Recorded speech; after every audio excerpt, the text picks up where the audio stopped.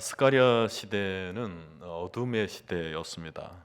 이스라엘은 기원전 587년에 바벨론에 의해서 패망했죠. 예루살렘 성전은 파괴되었고 성전에서 사용되던 집기는 모두 강탈당했습니다. 그리고 많은 사람들이 바벨론으로 포로로 끌려가게 되었습니다. 그 일이 있은 이후 대략 50년에서 70년 바벨론이 페르시아에 정복당한 뒤에 포로들이 예루살렘으로 돌아와서 나라를 다시 일으키려고 했지만 그러나 마음 먹은 대로 잘 되지를 않았습니다. 어떤 면에서는 이스라엘의 상황이 바벨론 식민지 시대보다도 더 나아지는 것이 하나도 없어 보였습니다. 학개와 스가랴 같은 예언자들이 예루살렘 성전을 재건하기만 하면 이스라엘이 크게 번성할 것이라고 예언을 했지만 그 예언은 성취되지 않았었죠. 이런 상태에서 이스라엘 백성들의 낙심은 깊음만 같습니다. 그러면서 늘 들었던 생각은 세상에서 자신들이 가장 불행하다고 생각하는 거예요. 하나님이 이제 자신들을 완전히 버리셨다라고 생각하는 사람들이 많았습니다. 그러나 하나님은 그들을 포기하지 않으셨습니다. 여러분, 하나님은 어떤 경우에도 택하신 백성들을 버리지 않으십니다. 어떤 식으로든 찾아내시고 건져내시는 것입니다. 스가랴의 환상을 통하여서 그들에게 새로운 역사를 보여주시죠. 왜 여러분 이사야 60장 1절에서 들려주신 말씀이 있죠. 일어나라 빛을 발하라 이는 내 빛이 이르렀고 여호와의 영광이 내 위에 임하였음이니라. 보라 어둠이 땅을 덮을 것이며 캄캄함이 만민을 가리려니와 오직 여호와께서 내 위에 임하실 것이며 그의 영광이 내 위에 나타나리니 나라들은 내 빛으로 왕들은 비치는 내 광명으로 나아오리라. 이게 스가랴 환상 가운데서 나타나는 것입니다. 이사야에게 주신 말씀의 그 빛이 이사야의 시대 실질적으로 나타나는 거죠. 온 땅이 아직 어둠이 덮여서 민족들은 암흑에 쌓여 있을 때에도 여호와는 너희에게 빛을 비춰주신다라는 것을 보여주시는 거예요. 세상이 아무리 어둠 속에 있다 할지라도 미량, 시크릿 선샤인, 하늘의 비밀스러운 빛은 항상 너를 향하고 있다라는 것입니다. 윌리엄 터너의 작품 중에 스노우스톰이라는 작품이 있습니다. 1842년에 그려진 작품인데 폭풍과 눈보라가 몰아닥치는 그 바다 한가운데 한쪽에 배가 떠 있는 거예요. 그리고 그 배 주위에 아주 신비스러운 빛이 비춰지고 있습니다. 얼핏 보면 그냥 유치원생들이 그냥 장난하는 것 같은 그런 모습처럼 보이지만 그러나 그의 그림의 깊이를 이해하는 사람들은 그 그림의 심연을 보게 되죠. 이것처럼 스가랴의 눈에는 지금 온 세상이 다 암흑으로 흑암으로 덮여져 있는데 하나님의 신비스러운 영광의 빛이 하나님의 택한 백성에게 비춰주고 있는 것을 본 것입니다. 그리고 그 영광은 다른 게 아니라 하나님 자신이었죠. 그 영광은 모세가 호렙산에서 경험한 바로 그 하나님의 임재였고 홍해를 가르셨던 바로 그 하나님의 빛이었습니다. 비록 현재 이스라엘의 모습은 초라했지만 바로 그 하나님이 여전히 이스라엘을 향하고 이스라엘에게 빛을 비춰주고 있다는 것을 스가랴는 환상 가운데 보게 된 거예요. 여러분, 우리가 신년도에 붙잡고 나가야 하는 것은 바로 이 하나님의 빛입니다.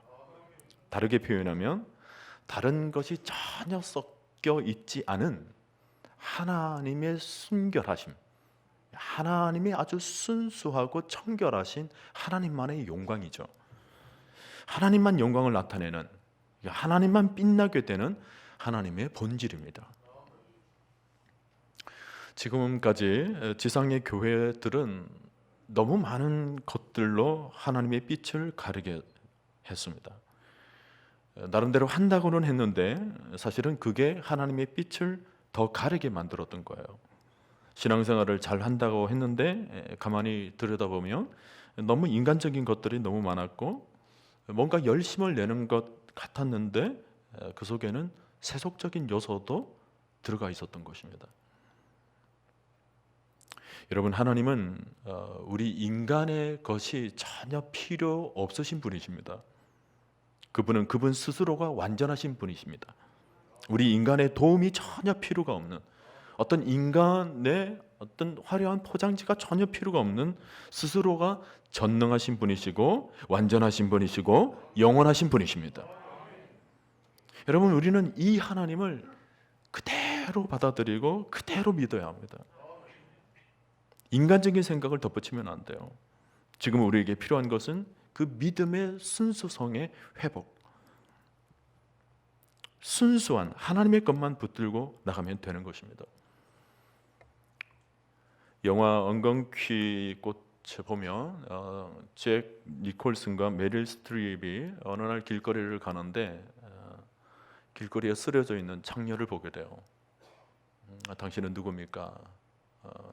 나 창녀예요. 나 같은 사람에게 관심 끄고 그냥 가시죠. 여전히 메릴 스트립이 그에게 질문을 던지죠.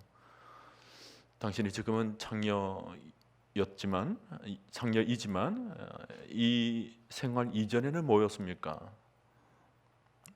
제 이전의 삶은 자그마한 가게에서 물건을 팔고 있었죠. 그랬군요. 그렇다면 그 전에는 뭘 했습니까? 그 전에는 한 가정의 아내였습니다. 그러나 나의 결혼은 실패로 돌아갔죠. 그러면 그 전에는 뭐였습니까? 그 전에는 부모로부터 사랑받는 한 아이였죠. 그때 스트립이 그랬군요. 당신은 사랑받는 아이였었군요. 그 말을 하고 그를 부추기고 집 안으로 들여드립니다. 아이의 모습으로 받아들이는 거죠. 오늘 우리도 지금까지 신앙생활을 하면서 이 순간까지 살아왔는데 살아오면서 너무 많은 인생의 흔적들을 남기며 살아왔어요. 많은 세월들을 보내면서 이런저런 삶 속에서 묻어나왔던 인생의 무게들이 내 삶을 짓누를 때가 너무 많았죠. 근데 거슬러 올라가 보면 우리 역시도 하나님으로부터 사랑받는 아이로 이 세상에 태어난 것입니다.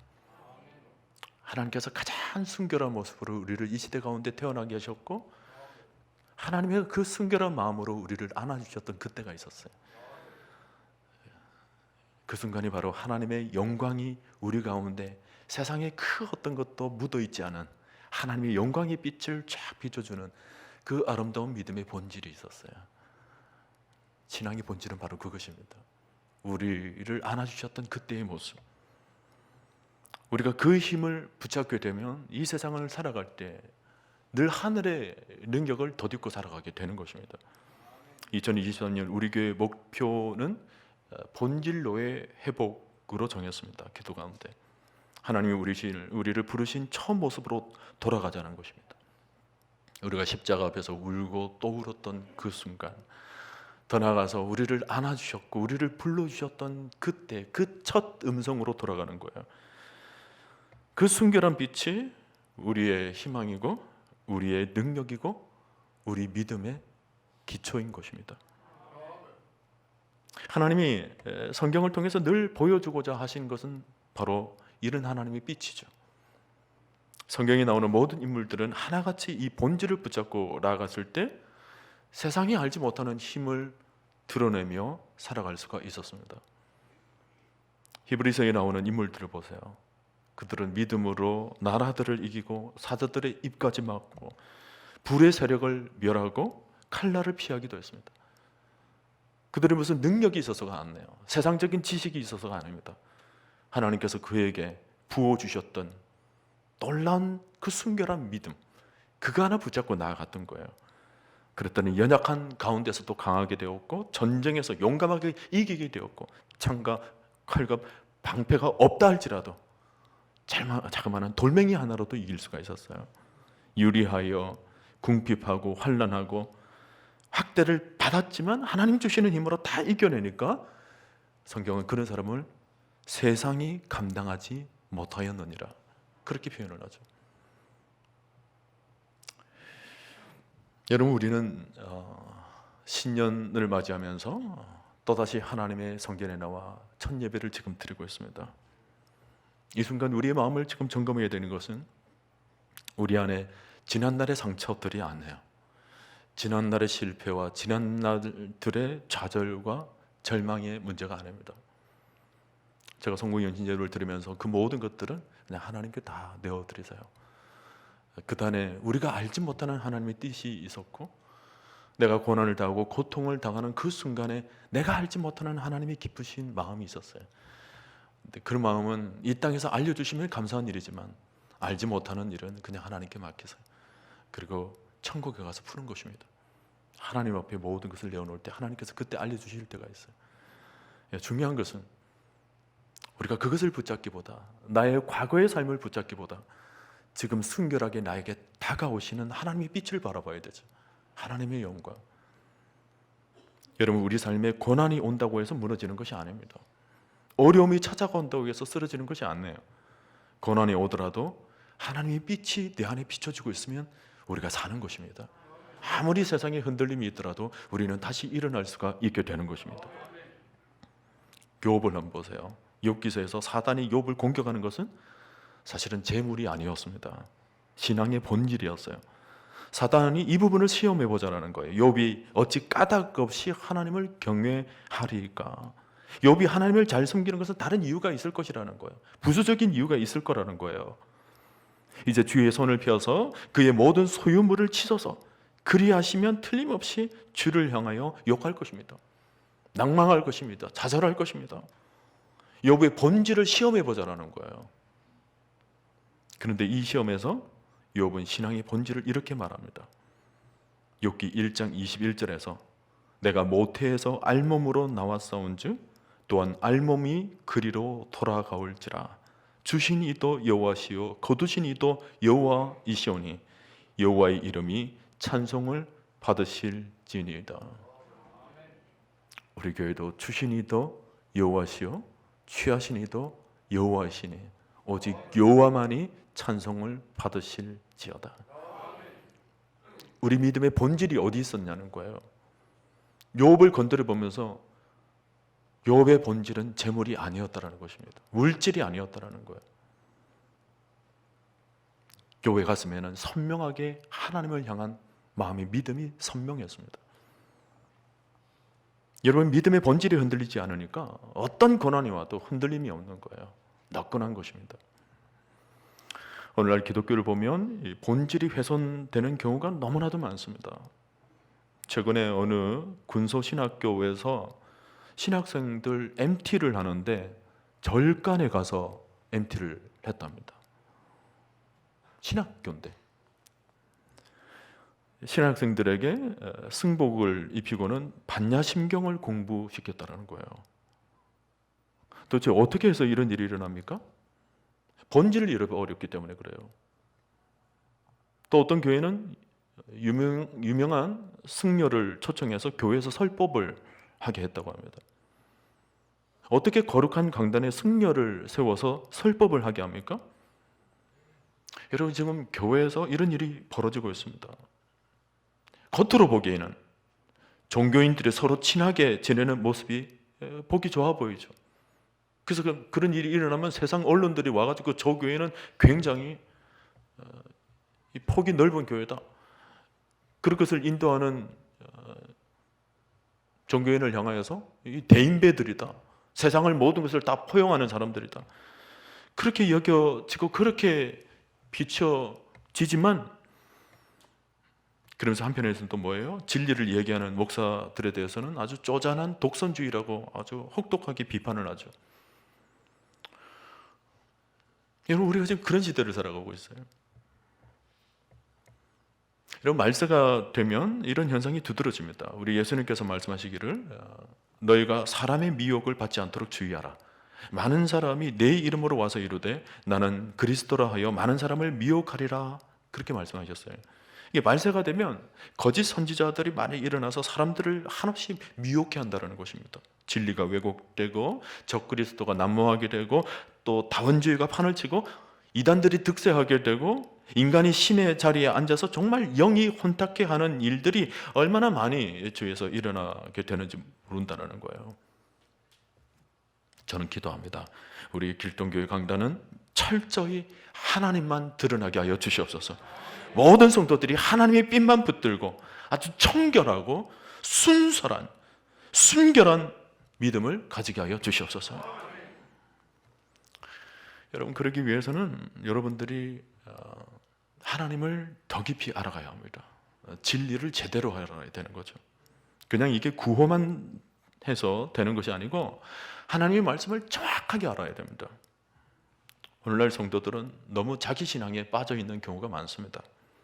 자기가 경험한 하나님, 자기가 머리로 딱 정리를 하고 있는 그런 하나님, 언젠가 어느 순간 어느 한 말씀으로 은혜를 딱 받으면 딱 그것으로 그쳐버려요. 그리고 그것이 마치 모든 것이냐, 더 이상 성경을 읽지도 않죠. 딱 자기 이성의 영역 속에 하나님을 제한시키고는 그것이 신앙의 전부인 양 생각하는 분들이 의외로 많습니다. 여러분, 우리가 하나님의 본질을 알기 위해서는 그분을 알아가야 하고 또 알아가야 하고 더 깊이 알아가야 되는 것입니다. 다니엘 11장 32절을 보면 자기 하나님의 백성이라고 표현을 하잖아요.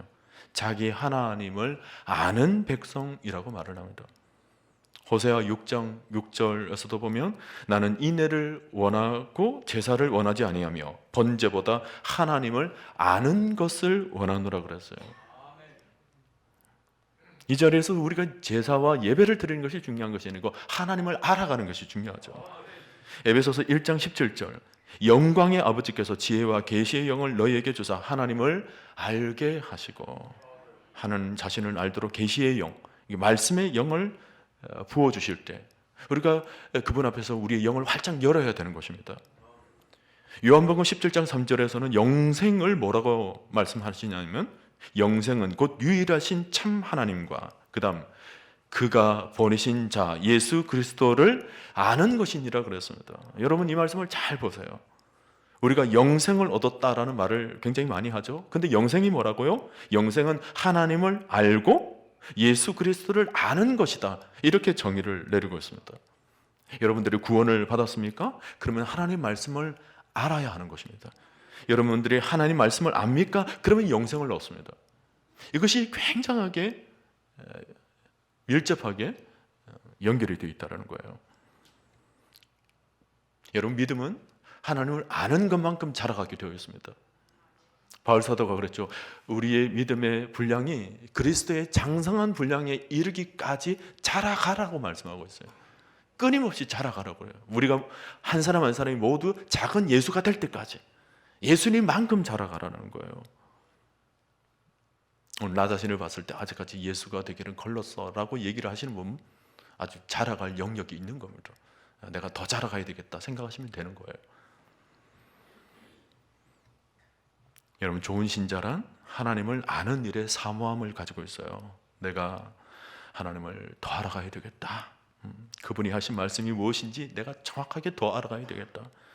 베드로후서 3장 18절 말씀, 오직 우리 주 곧 구주 예수 그리스도의 은혜와 그를 아는 지식에서 자라가라. 지식에까지 나아가라는 거예요. 지식을 넓혀가라는 거죠. 하나님을 아는 지식, Knowing God이라고 하는 책을 쓴 제임스 패커 목사님이 이렇게 말을 했습니다. 우리는 무엇을 위해 창조되었습니까? 하나님을 알기 위해 창조되었습니다. 우리는 인생에 있어서 어떤 목표를 세웠습니까? 하나님을 아는 것을 목표로 세웠습니다. 예수님이 주시는 영생은 무엇입니까? 그것은 하나님을 아는 것입니다. 삶에서 기쁨과 만족을 주는 최고의 것은 무엇입니까? 그것은 하나님을 아는 것입니다. 인간이 하나님께 드릴 수 있는 가장 큰 기쁨은 무엇입니까? 오늘 여러분들이 하나님을 아는 것입니다. 신앙의 본질은 하나님을 아는 거예요. 우리 신앙에서 제일 중요한 핵심입니다. 여러분, 교회에서 해야 할 일은 무엇입니까? 다른 그 무엇보다도 하나님을 알려주는 곳이 되어야 되는 것입니다. 세상에 멋진 쇼를 보여주시는 것이 아니에요. 그런 쇼를 보려면 교회 오실 필요가 없어요. 서커스가 일어나는 쇼 현장, 다른 세상에 쇼가 화려하게 펼쳐지는 곳을 찾아가시면 돼요. 경제나 정치나 세상 돌아가는 것을 알려고 주는 것이 아닙니다. 정치를 알려면 국회로 가면 돼요. 경제를 알려면 웰가나 증권가에 가면 되는 것입니다. 교회는 그런 것을 알려주신 것이 아니에요. 예수 그리스도를 알려주는 것입니다. 여러분, 예수 그리스도 안에 모든 지식과 모든 지혜가 다 들어가 있습니다. 우리 예수님은 얼마든지 인생을 변화시켜 주시는 분이세요. 물을 포도주로 변화시켜 주시는 분이시죠. 그냥 변화 수준이 아니에요. 체인지가 아니라 트랜스포메이션입니다. 폼, 우리의 모든 형체를 완전히 바꿔버리는 거예요. 어떤 물리적인 변화가 아닙니다. 화학적인 변화예요. 나를 완전히 바꿔주시는 어떤 부분적인 변화가 아니고 전체적인 변화예요. 완전한 변화. 기계적인 수준이 아닙니다. 내 삶을 통째로 바꿔드리는 아주 혁명적인 일이에요. 예수 그리스도 안에서 그 힘이 있는 것입니다. 그러니 우리가 주님을 알면 주님을 알아간 그 힘으로 세상을 넉넉히 이길 수 있는 승리의 비결을 우리가 가질 수 있게 되는 것입니다. 우리가 예수를 알아가는 만큼 구원을 이루어가고, 우리가 예수를 알아가는 만큼 하나님과 친밀해져 가고, 그리스도를 아는 것만큼 하나님을 더욱 사랑하게 되고, 그리고 그 사랑의 힘으로 세상을 이겨나가게 되는 것입니다. 골로새서 1장 27절에서 사도 바울은 이 비밀은 만세와 만대로부터 감추어졌던 것이었다. 그리고는 골로새서 2장 3절에서 그 안에는 지혜와 지식의 모든 보화가 감춰져 있느니라. 모든 보화가 그 안에 다 감춰져 있다는 것을 사도 바울이 발견하고는 그의 삶의 모든 것을 통째로 바꾸게 되죠. 그리스도를 아는 지식으로.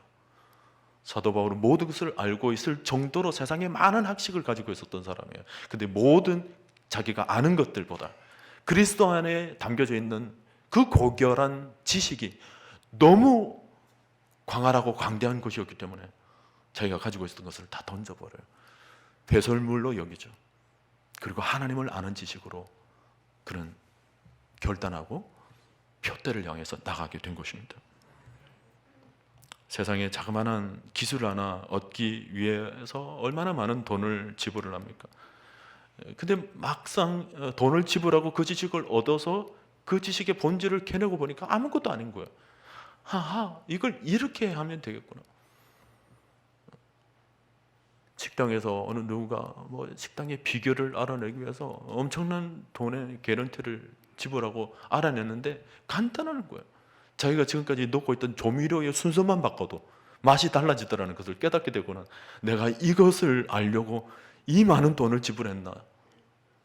여러분, 세상은 정말 아무것도 아닌 일에 너무나도 많은 돈을 쓰고 있는 사람들이었습니다. 오늘 여러분들은 예수 그리스도를 알아가는 일에 여러분의 모든 인생을 다 쏟아드릴 수 있기를 바랍니다. 왜냐하면 그분 안에 모든 것이 담겨져 있기 때문에. 복음서에 보면 그런 비유가 있죠.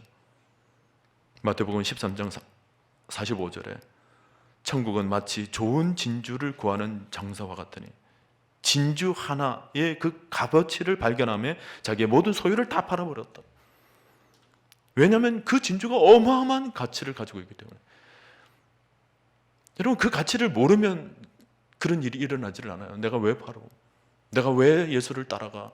내가 왜 예수를 위해서 내 인생을 드려? 가치를 모를 때는 그래요. 근데 예수 그리스도의 깊이와 넓이와 높이와 그분의 광활함을 아는 순간, 정말 제대로 아는 순간 그분 앞에 무릎을 꿇을 수밖에 없어요.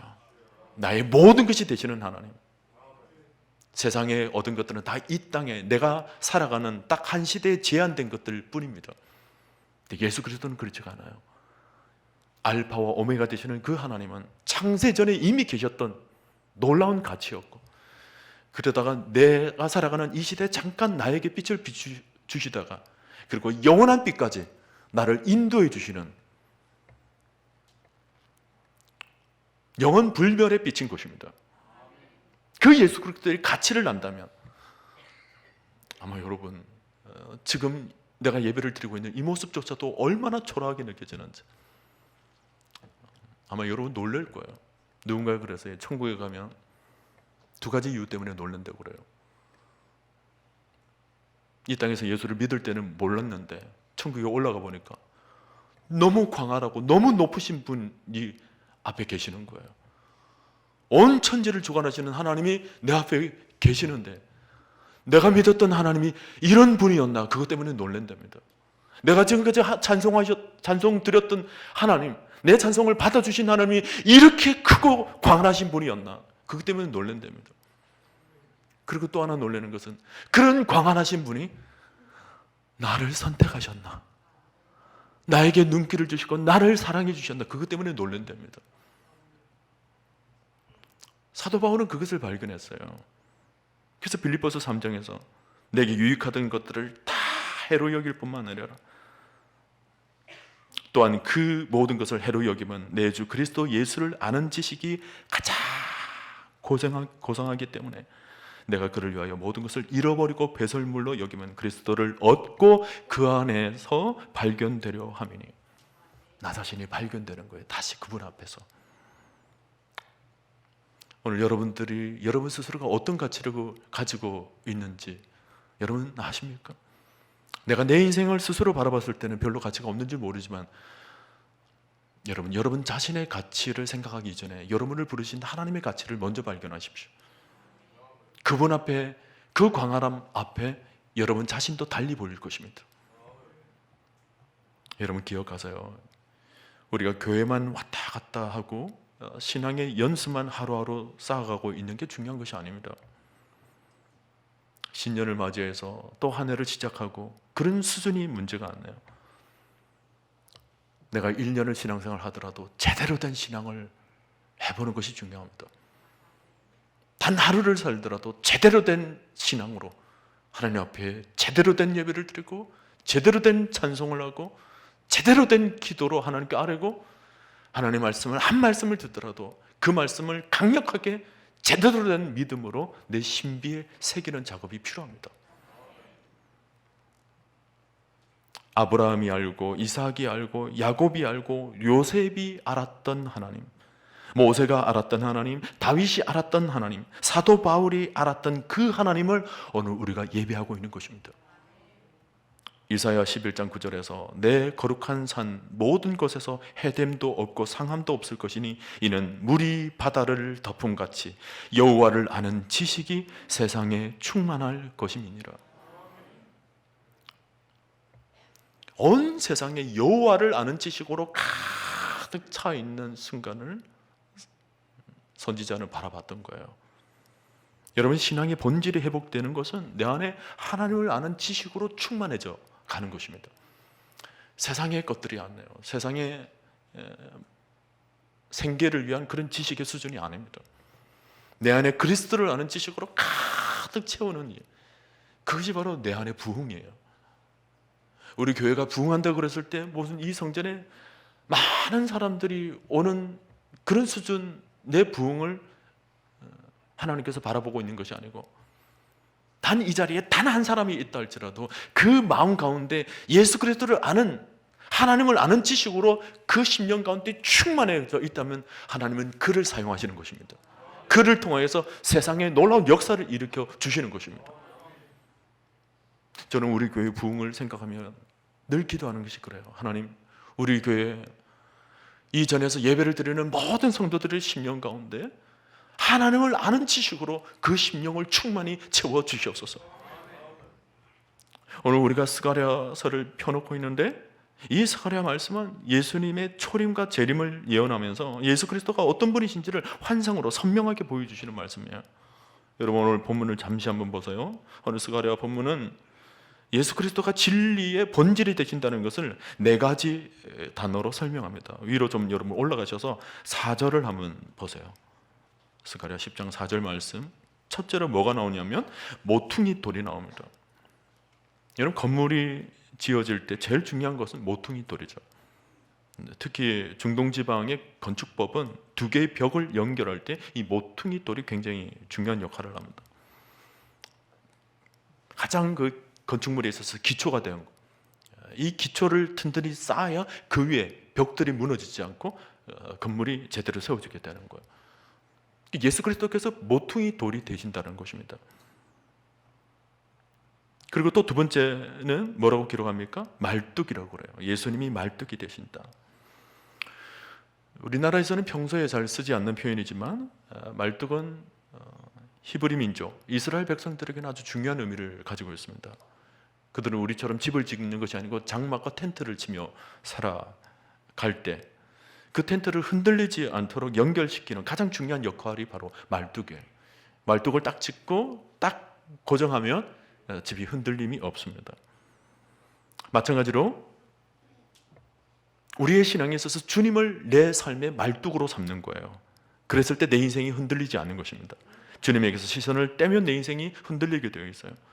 주님을 놓치게 되면 내 인생의 신비로 주님을 심지 않으면 놓치게 되는 거예요. 다 흔들려 버리게 되는 것입니다. 왜냐하면 말뚝을 잃어버렸기 때문에. 오늘 여러분 예수님을 말뚝 삼으시기를 바랍니다. 또 세 번째로 어떤 표현이 등장합니까? 싸우는 활이라고 그랬어요. 싸우는 사람에게는 활이 중요합니다. 특히 영적인 싸움에서 사탄 마귀를 이기기 위해서는 영적으로 우리가 무장할 필요가 있는 거죠. 최종병기 활이라는 영화를 한번 보세요. 활이 얼마나 중요합니까? 여러분 우리 예수님은 우리의 최종병기가 되십니다.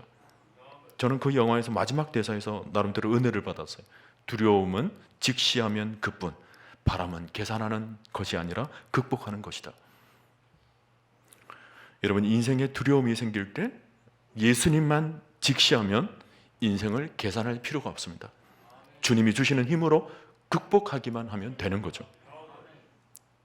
여러분 또 보세요. 그 다음에 또 어떤 이미지가 나옵니까? 권세 잡은 자. 권세 잡은 자라는 것은 그만큼 힘이 있다는 뜻입니다. 여러분 내가 활을 가지고 있더라도 당길 힘이 없다면 무슨 소용이 있어요? 그런데 그 활을 움직일 수 있는 강력한 힘이 있습니다. 권세 잡은 자. 우리 예수님이 활이 되어 주실 뿐만 아니라 그 활을 당길 수 있는 권세를 우리에게 안겨다 주시는 거죠. 이것이 신약 시대의 뭐예요? 성령인 거예요. 말씀을 붙잡고 말씀을 내 신비 가운데 끌어당기는 힘, 강력한 힘을 우리에게 성령으로 안겨다 주시죠. 권세 잡은 자. 여러분 하나님은 온 세상의 권세를 지니고 계시는 분이십니다. 땅과 하늘과 모든 만유를 지으신 만왕의 왕 되시고 만유의 주 되시는 것입니다. 그분이 나에게 힘이 되어주시고 나의 소망이 되어주신다면 얼마나 막강한 힘을 우리가 가지게 되는 것입니까? 자, 여러분 정리가 되셨습니까? 예수님은 우리의 힘이 되시고 우리의 무기가 되시고 우리의 말뚝이 되시고 내 인생의 기초가 되시고 우리 인생의 모든 본질이 되시는 것입니다. 그러면서 오늘 스가랴 10장에 나오는 말씀들을 한번 보세요. 말씀들을 보면 우리 예수님 이 신앙의 본질을 붙잡게 되면 어떤 일들이 일어나는지를 말씀해 주시는데 7절부터 보시면 핵심이 이거죠. 우리 마음이 즐거워지게 된다는 것입니다. 우리 인생에 있어서 참된 기쁨, 참된 즐거움이 그 안에서 솟아나게 돼요. 여러분 지난날의 세월에 얽매여 있지 마십시오. 여러분들의 기쁨은 세상에서 얻는 것이 아닙니다. 하늘에서 얻어야 되는 거야. 주님에게서 얻어야 되는 것입니다. 8절에 보면 예수 그리스도를 붙잡게 되면 번성하게 된다고 말씀하고 있어요. 번성하리라. 그리고 또 9절에서 보면 자녀들이 함께 돌아올지라. 우리 자녀들이 회복된다는 것입니다. 여러분 자녀들을 회복시키는 것은 오직 예수 그리스도 뿐이십니다. 아무리 부모의 잔소리나 혹은 부모의 헌신적인 뒷받침이 자녀를 부분적으로는 채울 수 있을지는 몰라도 우리 자녀를 끝까지 내가 이 땅을 떠난 이유도 끝까지 우리 자녀를 붙잡아 내시는 분은 바로 하나님인 것입니다. 자녀들이 회복되리라. 자녀들이 다 돌아오리라. 그리고 또 11절 말씀 뭐예요?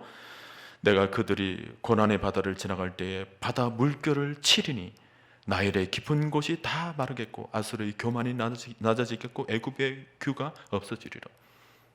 이것은 이스라엘 백성들이 출애굽할 때 홍해를 건너던 사건을 기억하게 합니다.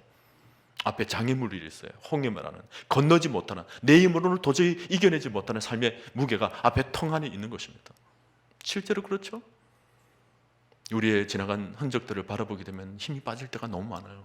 앞으로 전진하지를 못하고 나아가지를 못하고 늘 머물러 있기가 쉽죠. 내 앞에 장애물들이에요. 내 영혼의 장애물들이죠.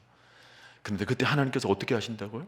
예수 그리스도께서 그 모든 것들을 건널 수 있도록 물을 막아주시고 땅을 마른 땅으로 바꿔주시고 그 길 위에 길이요 진리요 대신 예수 그리스도의 그 은혜의 빛을 힘입어 우리가 뚜벅뚜벅 저 천성을 향하여서 걸어갈 수 있게 되는 것입니다. 그런데 여기서 최종적으로 덧붙이는 말씀이 뭡니까? 12절 말씀. 우리 12절 말씀 다 같이 한 목소리로 읽어보도록 하겠습니다. 내가 그들로 시작.